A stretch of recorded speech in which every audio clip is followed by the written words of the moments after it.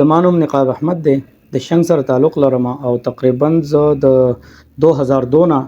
تقریبا د فیلډ سره تعلق ساتم. زه به دې باره کې تاسو ته دا ووایم چې په شپږ کاله مخکې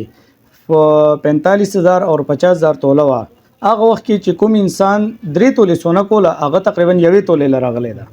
کاروبار هغسې چلیږي، هغسې د ورځې اډر راځي، هغه ترتیب خو هغه اډر چې دی د 3 تولو نه راغلی 1 تولې له چا 1 توله کوله هغه تقریبا نیمه توله څه کم له راغلی دی.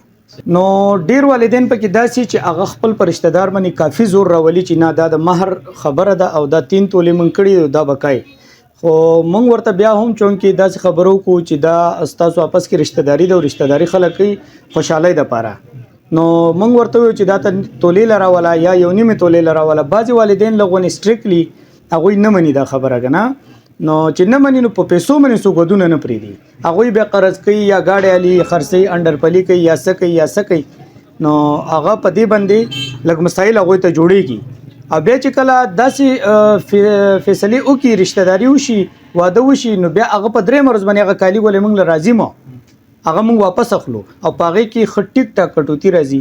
او کټوتي چې د هغه مطلب کافي نقصان وشي دا کټوتي یوازې موږ ته نه پاتې کېږي، دې باندې مارکیټ خرچې دي کافي، هغه خرچې ته چې کټ شي نو هغه رشته دار کافي ملا ماته شي. موږ له داسې هم راغلي چې مثال په 3 ورځې هم راوړله ولې هغه مجبوره شي، هغه پیسې قرض کړي د یو نه د بل نه او هغه موږ له په 3 ورځې هم راځي. میاشت خو لرې خبره ده، مهنګۍ ډېره زیاته ده، مهنګۍ ډېره زیاته ده، خلک روټۍ نشي پیدا کولی او سونه خو ډېره لرې خبره ده. به هر حال هغه روټین دی هغه رواج دی زموږ پښتو په ملک کې، نو خلک د سونه خامخه کوي. خاریا ته لاړ شه نو خاریا کې هغه ګولډ چې دی هغه په آرټیفیشل باندې تبدیل شي دي او خلک خپل هغه ښکلېوالی جوړ کړي او خپل هغه رشتې هغسې وکړي. اوس چونکې زموږ د خلک چې دی دا بعضې نیم پکې داسې چې هغه خپل مهر ګڼي او دا به لازمي کوئ، دې نه بغیر موږ وادونه نه کوو. داسې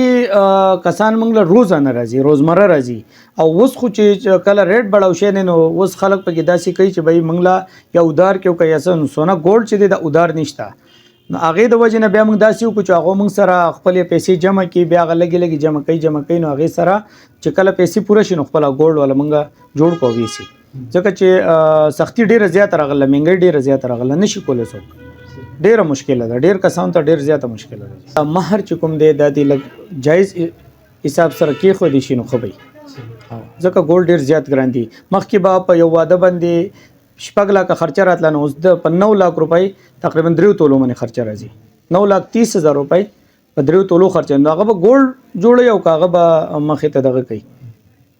واده به کوي.